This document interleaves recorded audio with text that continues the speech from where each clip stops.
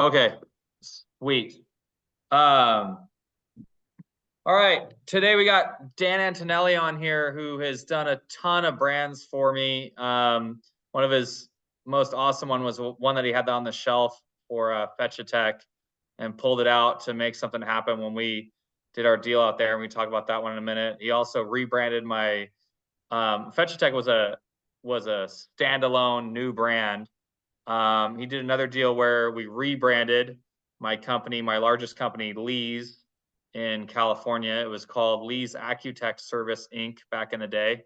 No one could, no one knew what Accutech meant, nor could they spell it or pronounce it. So we had to get away from that. And my old business partner Brian Lee had pulled away from the Accutech piece, but then we had this Lee's Air Plumbing and Heating, and Dan had to try to make something of it after we had a lot of market share there. And want to talk about like why we rebranded, why we had Dan do it, what the process was like, and those kind of things. But Dan, I'm glad to have you here. Welcome.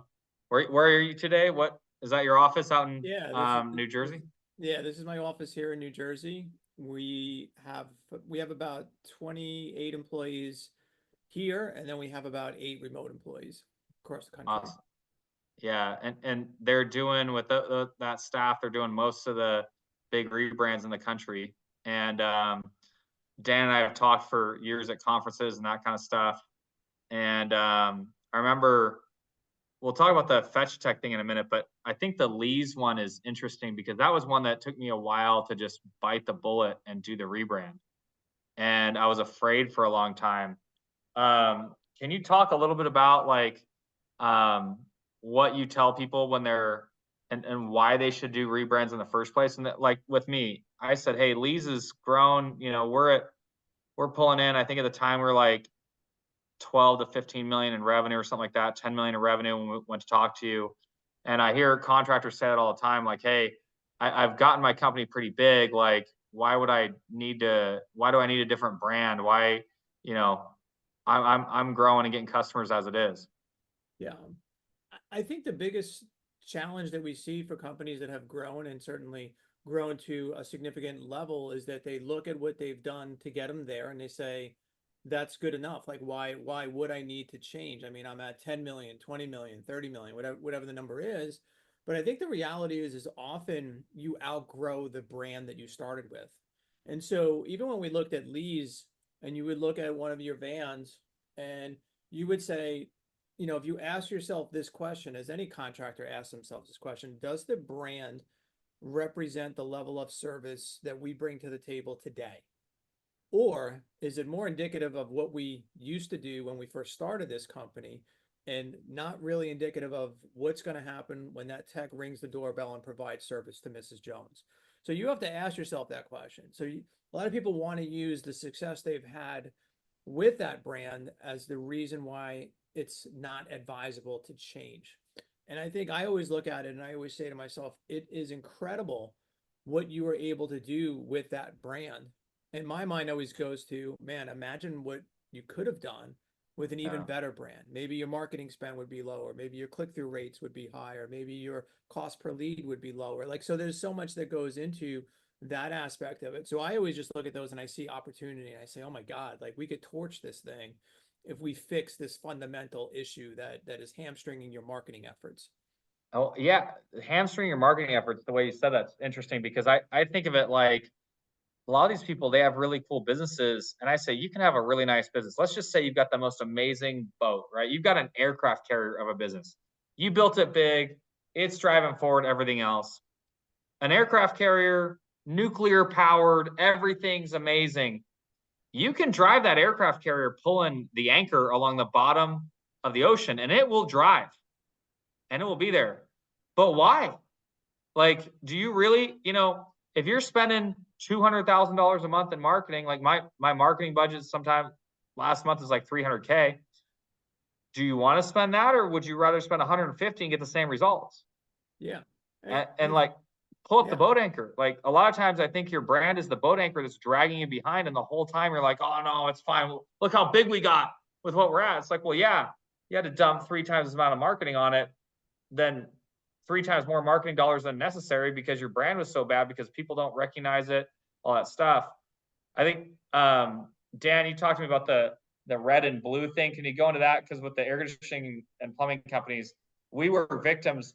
We weren't victims. We made the decision. I was the one that made the brand. This wasn't my old business partner. Nothing. I screwed up and had the red and blue circle with my name in it, and you just tore it apart. Can you go into that a little bit? Sure. I mean, the reality is when we look at brands and we look at colors, especially, the idea is how do you build a brand that is uniquely crafted to you only and that is disruptive in the market that you're in? So the challenge with red and blue, just as a general challenge, is that you'll find that there's many, many companies using those same exact colors. And so when you think about the impressions that that brand makes within the community that you serve, if everyone is using red and blue, the consumer isn't likely to remember yours as a distinctive brand within their own community. So you think about when we were looking at the color schemes for Fetch Attack, and we did an analysis of what colors were being used in the Vegas market before we decided these are the colors that make the most sense for that market. And the colors that we chose didn't exist, right? There wasn't a single other contractor that had that combination of colors that were being used. And so we knew that when we put that brand out there, it's not like they were going to see that van driving through the community and say, oh, that looks just like XYZ company. It's like, no, it doesn't, it's not related to anything, right? So even red, white, and blue being related to Americana is also something that makes it more challenging to own that actual brand color. So when you have a white van, like you had white vans also, which is another Yeah. thing that we sort of talk about, the whole white van syndrome thing. They just It's tend to totally blend original. in. It was a white van with a red and blue circle on it, my name in the Yeah. middle. And Yeah. no So one's they doing just tend to blend in. And there's also not necessarily a connection to the ideal target, which is Mrs. Jones. Like Mrs. Jones looks at that Lee's with that circle, and what feeling does she get? What's the takeaway? How does it make her feel? What confidence does it instill in who's coming to her home? Everything that we're trying to do essentially is help the viewer believe something about your company before you get the opportunity to even service them, before they even call you, before the CSR answers the phone, before the technician gets to the front door. What do they think about the service they're likely to get if they do business with you? And that's Yeah. what the brand is trying to control. It's trying to build that idea of an excellent experience that they're going to get. And it's also trying to live in their mind rent free. Yeah. I want to get to the results of what happened at Lee's. I can't talk too much the results at Fetch Tech due to NDA purposes, but and we can talk about Fetch Tech a little bit, but I want to get to the results at Lee's. But before I do that, I think what you just said was so important because you said what kind of mind share, how does that impression get left with Mrs. Jones? And I think sometimes as contractors, we want to make things that look cool to us and speak to us. Yeah. For instance, it drives me nuts when I see contractors put like HVAC in their name because customers, they don't say it. They say AC, they say heating, furnace, whatever. They're not saying HVAC. But additionally, in their brand, they're putting like rabid looking dogs on the side of it because it looks cool, or like this strong like eagle thing. And it depends on how the eagle comes out, like I might want to do it. But you were telling me, you're like, if the mascot looks like it should be in a horror movie, it probably isn't something that should be on the side of your truck. Yeah. And I had to laugh because like literally my first company I ever worked for was called Captain Wrench HVAC, by the way. And he had this like pit bull dog with a wrench in its mouth that looked like it was some kind of like a college mascot, so to speak, that looked really, tough and mean and everything else. Yeah. And you're like, Tom, how would that look to Mrs. Jones, and how would she feel about having that in her house? And I'm like, yeah. I mean, I didn't have that brand, but it's so interesting that you bring that up. Yeah. Do you have any other examples of that or things that? 100%. I mean, so many brands that are out there have that aggressive stance, and they have a heavily muscled technician as their mascot, and maybe he's running towards you and he's carrying a wrench, and it looks like things will go bad if you don't pay the bill to this guy. And these are all the things that you think about, the amount of trust that the homeowner has to have with whom they're letting into their home. I mean, this is their home, right? You're entering their world, their space. So what can you do as a company to, first of all, put her at ease, make her feel confident, make her feel less threatened because she's potentially already worried. You know, contractors in general don't have the highest, not want to say the highest reputation, but people generally are afraid of who's coming to their home, afraid maybe they won't be treated fairly, afraid maybe they'll be ripped off. I mean, there's so many examples of contractors unfortunately not doing the right thing that it paints such a broad stroke. So even for the people that are doing amazing, you really want to lead in with something that makes her feel confident, comfortable, that she can trust you in her home. And when you have images that speak contrary to that, you're just reinforcing her fears, right? So we always want to counter that. And to your point earlier, you said to me, you said people make the mistake of when they're building their brand, they want to make sure that they themselves are the ones that love their brand and they want to fall in love with it. And I, of course, as someone that designs brands for many people, listen, it would be silly of me to have my clients not like their brand, but that's not my first priority. My first priority is building a brand that will appeal to the people that you are selling to. I guarantee if your phone's ringing off the hook, you'll start loving your brand a lot more, even if you weren't sure about how much you wanted to love your brand. Well, So, making sure you keep her in the thought process. What will make her feel something? Like even when we did Fetch Attack, like I remember, the dog and the notion was, it wasn't too cute. Was the name something that made sense? And we thought carefully about those things because they didn't almost sound like an HVAC company. Fetch a Tech doesn't sound like, oh my God, that's immediately an HVAC company, right? But we knew sort of that the notion of getting a technician to show up fast was something that was important for most people, especially in Vegas, right? My air conditioning is down. yeah. I don't want to wait. And then the image of the dog and the tagline that we developed to go along with it. So all that stuff really kind of worked in harmony to make her feel something about that experience.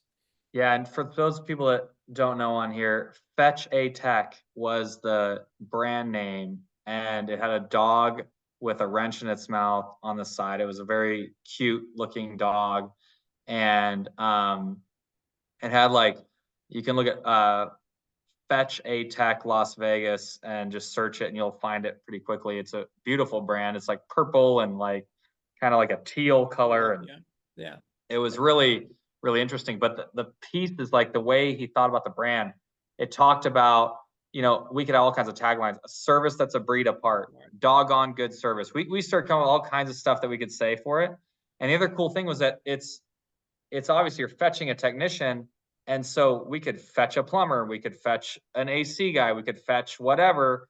And then we used that with the online booking at the time to say, hey, fetch a technician. And we had at the time we were using what do you call it? Schedule. Well, now it's called Scheduling Pro, but at the time it's called Schedule Engine. And we connected that to our ServiceTitan account so they could just go online, click, order the technician, and fetch them to their house, so to speak. And so we got to use, because of Dan's genius on that, like we got to use all those pieces to make it all make sense on why we're delivering what we're delivering. And it just really worked out. We grew really fast there. Like I said, I can't talk about the results on that for NDA purposes, but the brand is amazing if you want to look it up online. The other side of this is now Lee's the one that, I had a pretty big market presence, and I'm probably in the situation a lot of you guys are in. You might be listening to this podcast right now and thinking, well, yeah, I've got the red and blue circle around it, or I got the snowflake and the sun on my logo, or I got the, every air conditioning company's like that. And the reality is in those cases, you're usually just promoting your industry. When they see your truck driving down the road, they don't think your company, they think that's an AC truck. And so they don't tie it to that. And so they're not searching for that. And I was in that spot. So a lot of you listeners might be in that spot. Now you're thinking, should I rebrand? And oh my gosh, the things are going through your head. Like one, will I lose market share? And how much am I going to reduce my size if I rebrand right now? How long do I lose it for? Is it like a year that I go with slower phone call volume? How much does it cost and that kind of stuff? And I want to speak to that a little bit because that's the piece that I'm telling you, if you're in that spot where you've got that red and blue circle or the snowflake in the sun, it's time to start thinking about it. And here's what happened to me. I was worried about reducing market share, and I was so sick of my brand that I was like, you know what? I'm just going to bite the bullet. If I drop 15-20% in revenue for a year, I'm just going to do it because I can't grow long term with this brand the way it is. So I'm just going to do it. And the funny thing is that first of all, we didn't lose any market share, zero loss. And at the time too, all my technicians said, "Oh, people say I see your trucks everywhere already. Why would we need to change our brand?" Well, the reality is they don't see your trucks everywhere. I'm telling you that. The only people that call you are people that happen to know you and happen to see your truck. And so they call you and say, "Hey, I see your trucks a lot," or whatever. The truth is, like, no one calls you to say, "Hey, just to let you know, I don't see your trucks that often." I mean, no one ever does that. So the only people that do call you are the ones that see them a lot, right? So you're getting biased results when you're hearing this. So I always heard people say they see my trucks a lot, but it's people that know me, so they're looking out for my truck. And I ended up doing this rebrand. Dan comes to me, brings me this logo that I think looks like total crap, right?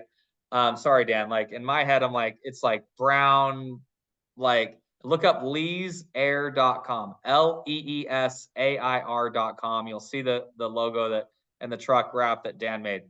And I'm looking at it's like kind of like a poop green brown color with like a navy blue. And my other option that he gave me was like kind of a red color with that same color, kind of looked like a 49ers theme. I'm like, I don't like the 49ers, so I don't like that.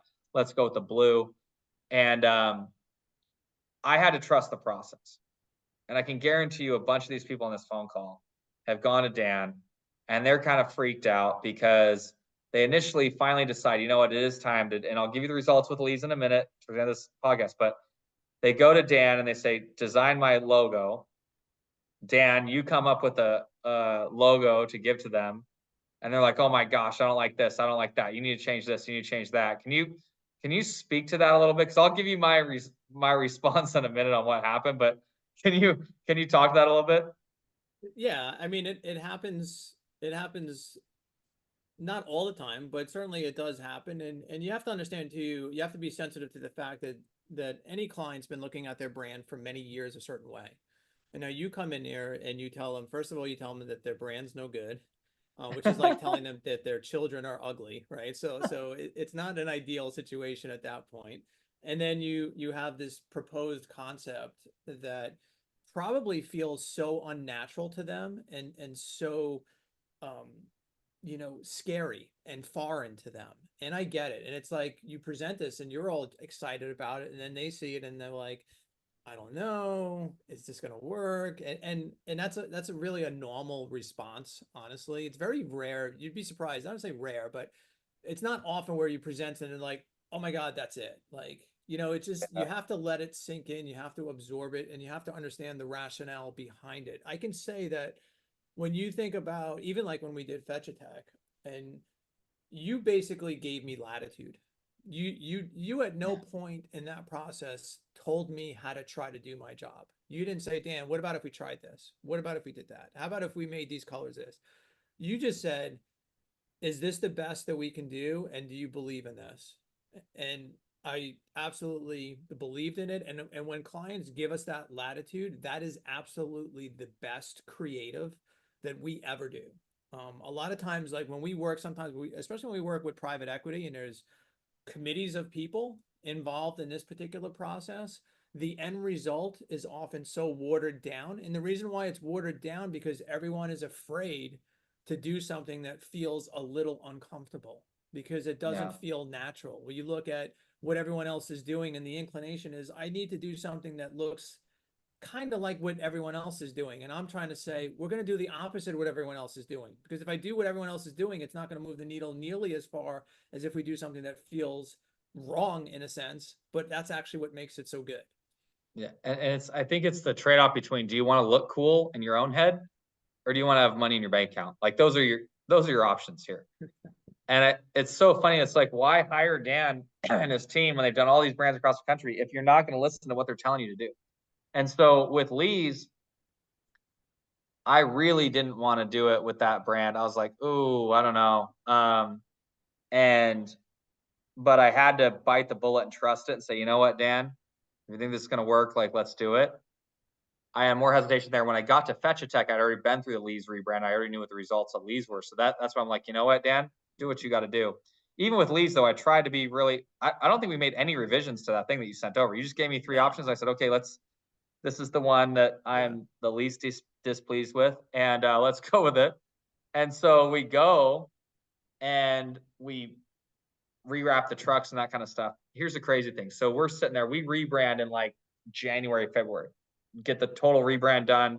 We started like that previous fall, and like it took a while, like rewrap the trucks and change the logos, everything. I have a great forecasting process. It tells me exactly how many phone calls I'm supposed to get. And so based on how much marketing budget we have to spend, and we've done it for years, and I can calculate out about how many I need. And that from that, I figure out how many calls, how many book jobs we're going to have, how many texts I need to do those jobs. I know how many CSRs I need. Well, I had totally didn't calculate in anything on the rebrand. I just went with my old numbers. And that summer, we got kicked in the teeth because we were losing 500 calls a day on a couple of days. Hundreds of calls a day. And I was freaking out. My CSRs were losing their mind. They were like trying to pick up 2 phones at a time, like trying to handle all the call volume. And I'm like, I can't believe we miscalculated so badly. How did we have this massive screw up? And I'm freaking out about how much money we lost and all that stuff. We didn't lose money that summer, but we had tons of potential that we couldn't soak up. Yeah. And I was freaking out. And then I was trying to figure out, I calculated out my final number. We got 3 times the call volume expected for the same marketing compared to the marketing spend we spent. So for that marketing spend, I should have gotten 1/3 of the call volume I got. I couldn't figure out why I was getting 3 times the call volume. And then I realized, I rebranded. And the funny thing is that I didn't realize I was the aircraft carrier dragging a boat anchor for so long and pulling this thing. Now all of a sudden I got my boat anchor up because I got a great brand now. So when I'm pushing this brand, it's so much more memorable. And the poop green, poop brown, whatever kind of look thing that I put on the side of my trucks. And I mean, you can look at leesair.com, look it up. It's gold. And it wrapped the back. What? It's gold. It's not poop. Yeah, it's gold. Okay. It's so off that like people start going, oh my gosh, that's nuts. And if you see my truck now from a mile away, it's immediately recognizable. I tell people about UPS. UPS is so good at doing what they did. If you look at UPS, it's brown. Everyone thinks brown is ugly, right? UPS got so good at, they own brown now. If you see a brown truck, it's UPS every time. And now they got so good at it that I saw their commercials, and from a marketing standpoint, I realized like what they did. They made a commercial, and they used to make commercials that say, what could UPS do for you or whatever? They went on and made a commercial, and it was this guy standing in front of the camera and talking about all the things that UPS can do. And he didn't say, what can UPS do for you? He said, what can Brown do for you? Yeah. And I was like, okay, that's when you know you own it. Now, every time they see a brown truck, they're thinking UPS, even if it's not a UPS truck. And that's when I realized with my trucks, it's like, gosh, if I get to the point where I own this weird color in my town, they're going to see it from miles away. And now everybody literally is like, you see your trucks everywhere. Guys, we were at 10 million in revenue, and we said we can't change the name because we have so much market share, blah, blah, blah, blah, blah. I would have changed the name now. I wouldn't have kept it Lee's. I would have changed it to something else that makes more sense, because like your last name is not the thing to do. It wasn't my last name. I bought it from the Lee family, but anyone that's branding their company, name it after something else. Call it like Purple Goblin or something that's like totally off, that changes your mind. And Dan can go into that all with you. There's a great book that he wrote called Branded Not Blanded. Highly recommend it. You can get on Amazon, I think, and a few other places. But go through it, and you get to that point where it's going. We were at 10 million, 12 million in revenue, something like that. That company now is going to do that, just that area where we haven't done too many acquisitions on that one. We're at 50+ million this year. Company wide, by the end of the year with acquisitions, we're going to do over $100 million of revenue. And that we did the rebrand in like what, 2019, 2020, like 4 or 5 years ago. Something like that. Yeah. 4 years ago. I don't know if it was, I think it was about 3-4 years ago. I think is more likely what it was. Yeah. Probably 4. Yep. Yeah. So it's like, I was worried about losing market share. Uh, I got 3 times the call volume that I was expecting for the same marketing dollars. And Yeah. it's like, guys, you might be growing and getting big, but that's fine. That's great for you. But how much in marketing are you having to spend because of how bad your brand is? Yeah. Like, that's the thing to think about. It's like, gosh, you got a great brand. You can get a lot further, a lot faster with that better brand. And Yeah. so just what I can tell you with Fetch Tech, we went over, I already had great results with Dan, so I knew, so I gave him full authority to move. Went from 11 million in total revenue with negative 1 million in profit. In 1 year, we flipped it to 25 million in revenue with 6 million in profit. Now, granted, we had a lot of other stuff going. We had a great salesperson in Brent Buckley. We had a great GM with Dennis Thompson, a great team with the Jane that control everything else. But the fact is, we had a great brand as well that helped push it along. Dan actually had, I told him at the time, I was like, I'm trying to do this deal with no cash in. And I said, Dan, would you take 1% of the company instead of your fee? He did. He ended up getting way more. I can't say for NDA purposes, I can't say what we sold for, but he ended up getting way, way more than what his fee would have been for the brand because it did so well and we sold like 16 months later. And it was a game changer and all that. Yeah. It was I think huge. it's funny too, because Roy Williams from Wizard of Ads has this quote, and I talk about it in the book, but what he says is overspending on marketing is the tax you pay for being unremarkable. And I think it's like total genius and it makes so much sense. And that's ultimately also what we see. And when you think about the impact of that saturation in your market with how many people see those vans now, how many people know when they think about air conditioning, they think about Lee's, and you think about the fact that people are typing in Lee's air conditioning as opposed to AC repair near me, and you hoping that you're going to show up on the top of a paid listing and how much that lead is actually costing versus the people that just simply Google your name now and hit book now or call now directly from it. They're not searching for anybody else, right? So that whole notion of becoming sticky in their mind, so when they need service later on, that's all they're thinking about. And I think that that's the other piece of it too. And I think it's so easy for people, and you did other stuff too. It's not just putting out all these other trucks in the market, but it's being active in the community. It's sponsoring little league events. It's showing up at community events and having a table there. It's doing all those other things too. And those things take effort. And sometimes owners are just more like, hey, you know what? It's easy for me to throw a bunch of money at Google. But listen, Google loves unremarkable brands. They make a ton of money off of unremarkable brands. And I think that sometimes people miss that grassroots effort, and then that's why the white vans don't work also, because they just blend in, right? And I think it was Yeah. important too to note something else too that you talked about a little bit earlier when we even when we were talking about Fetch Tech is, you know, the idea of the trust in the people that you're hiring to do this task. Um, a lot of people when I told you the name, and then you asked some people, it wasn't well received. It was like, what do you mean fetch it? Like that doesn't make any sense. Like so you start asking a whole bunch of people that first of all don't even understand the concept of disruption and disruptive branding, and their instinct is to go back to where it feels safe. But you said, you know what? We're going to just do this. I trust Dan, and yeah, obviously it worked really well. But some people want to get validation from a lot of other sources, right? They're going to post it on their Facebook page. They're going to ask all their buddies and their friends. None of those people really are skilled in marketing or branding typically. And they also just want you to be in a place that feels really comfortable. And sometimes that feedback really derails the efforts to do something truly disruptive, truly innovative. And so you have to be careful with who you ask during this process. We tell people do not post it on Facebook because you're going to get a whole bunch of opinions from people who don't know the market research, don't know the demographics we're trying to hit, don't know any of those things. So just be careful even during that process, and trust who you're hiring, assuming that they have the credentials to back it up.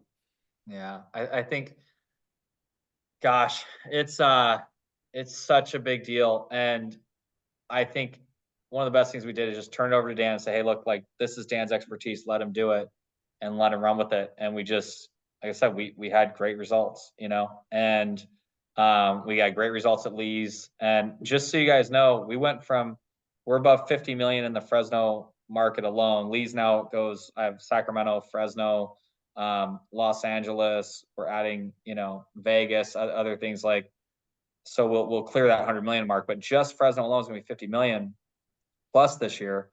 And I had multiple people tell me 5-10 years ago, you'll never have more than 10 million of revenue in Fresno because it can't sustain it. Well, the truth is that we're 5 times that now. But we had to get really good at branding because to juice that market to get to that size. And we've calculated out now we can do 100 million in that market. And there is no way we would be doing that without a solid brand. Yeah. Like, and think about too, like the fact that you did it at 10. When we rebranded Tommy Mello's A1 Garage, he was already at 35 million in revenue. And think about the costs involved as you're at that level. They just kind of grow exponentially as well. So the best time to try to tackle it is when you're smaller. Like we just rebranded Eco Plumbers for Aaron Gaynor, and he was at 42 million the year we rebranded him. It's a year later, I think he's doing 60 or 60 plus. But that was an 65, expensive initiative, right? To do at 43 million. But I think the other lesson in that is both of those guys, neither one of them thought that what they had at that point was going to take them to where they wanted to go in the future. And they weren't afraid to invest back into that brand. And like you said, they could have been dragging that anchor, just overspending on marketing, and it would have moved in that direction. But would they have got there as fast? And the other thing too, we haven't even touched upon, and you could probably speak more to this as well, is just the effect that the more polished brand has on things like average tickets and booking rates and close rates.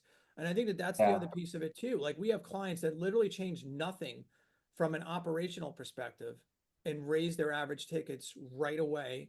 And there's a reason why people are okay with paying it, because they feel like there's value there. They feel like there's a reason to pay a premium for this service. Yeah. But when you don't look the part, it's hard.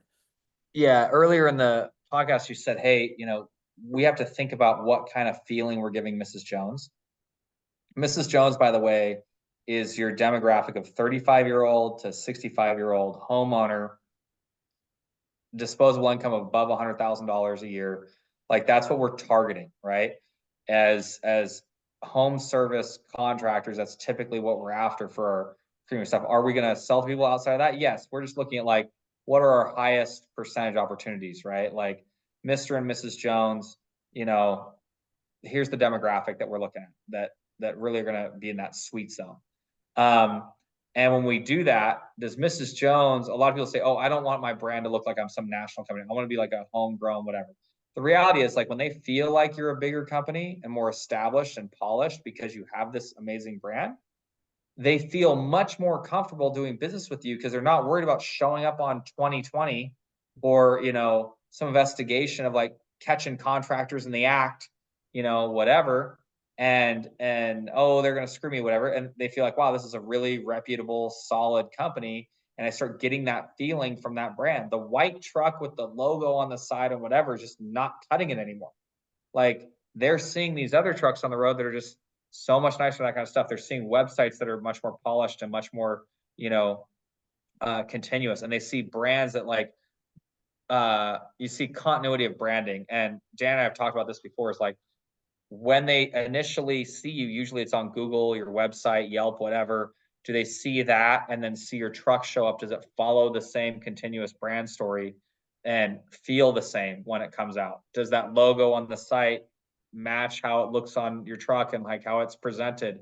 And another thing that you said was it's got to be special. So if you look at the site, you have to be, when you look at it, especially Fetch Tech was a great deal with this. Could you switch out your name with someone else's name on that website, and would it still make a lot of sense? If so, then you're unremarkable, right? If I have my website talking about Fetch Tech and doggone good service or service that's a breed apart, blah, blah, blah, I can't put in Jim's AC and have service that's a breed apart. That doesn't make any sense. Right. So we're going to build this brand that tells this story and makes this great thing. And so you want that to come through. So now Mrs. Jones feels like, gosh, I've got this really safe company that makes sense. It's consistent, everything else. They're coming to my home. Now when, my technician, Sally or Steve or whatever, is offering me, a new garbage disposal, I can rest assured that this is a quality product. They're going to feel that. and they're willing to pay the price and know that, by the way, if something happens, Steve or Sally is going to be right back here repairing it under warranty, and I don't have to worry about that stuff. Right. Because we're not selling a garbage disposal. Some people get all excited about, oh, I sold X amount of garbage disposals last year. I sold X amount of thermostats, air conditioners, whatever. You're not selling air conditioners or thermostats.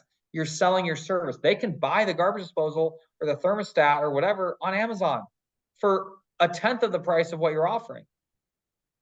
What you're offering is you're there right now. You've got great service. You're covering it with a warranty. You're giving them that feeling of satisfaction. Is, you know what? I'm going to pay for this, and I don't have to think about it after this. Right. I don't have to run to Home Depot and try to buy this stuff myself and come home, blah, blah, blah. I don't want to deal with any of that hassle. So you want a brand that tells them like, hey, you're okay. I've got you covered. I'm going to feel good about this. This is a strong company that's going to be around for a long time.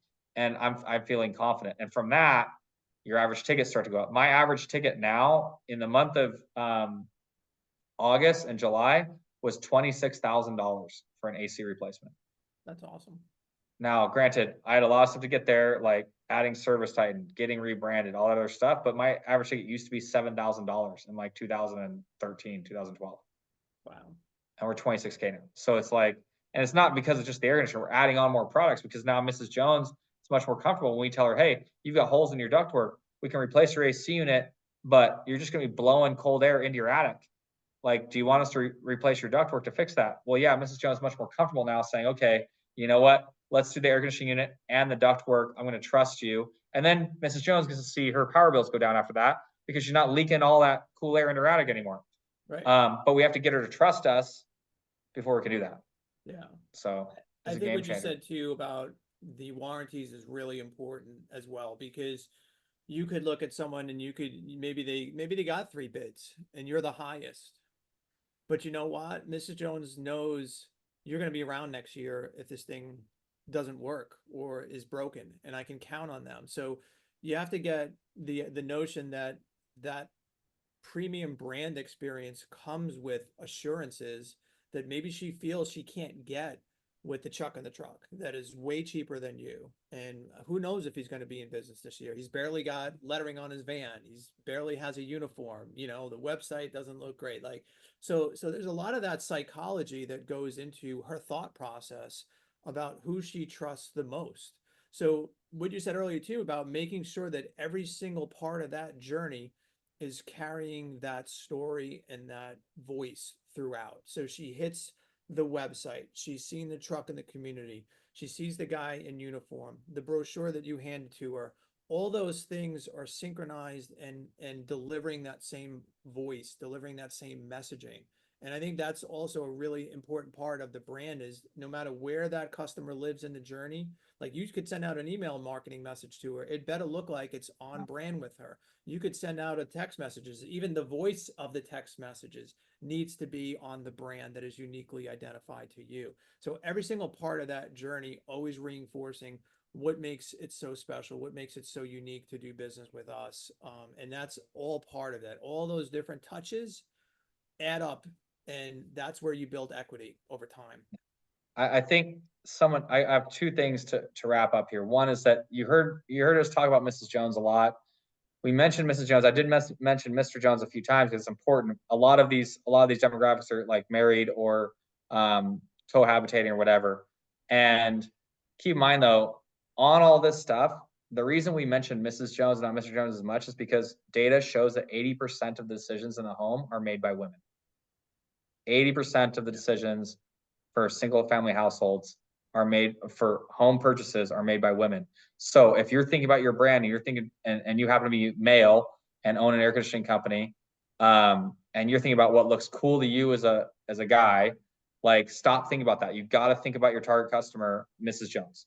Yeah. And Mr. Jones too, sure. The other 20% made by men, fine. Yeah, we do want that as well. We have to think about that, but we need to make sure that this is going towards our target customer and who that target customer is based on actual data, not your personal opinion about whatever it is. And the other thing is that I want to say, Dan, as we wrap this up, is that we mentioned earlier that Tommy and Aaron changed their brand later as they had like 30 million in revenue, 40 million in revenue, whatever, and it was harder. Both of those guys make decisions based on data, and they realize that it's not going to get them to where they need to be in the future. And so they know that the more they grow their company now, the more expensive the rebrand is going to be, and they're going to have to do the rebrand. And so they didn't make an emotional decision. They made the logical decision of, let's do it now before it gets more expensive. And I think everyone on this call, if they're thinking about it right now, should be thinking, sure, the rebrand's going to be expensive, but it's going to be more expensive next year and more expensive the year after that. So like, why am I waiting now? Why don't I just pull the trigger and get this done? So thanks, everybody. Really appreciate having you on here. Thank you so much for listening to Dan and I chat about these things. We'll talk to you later on the next episode. Thank you. Thanks, Tom.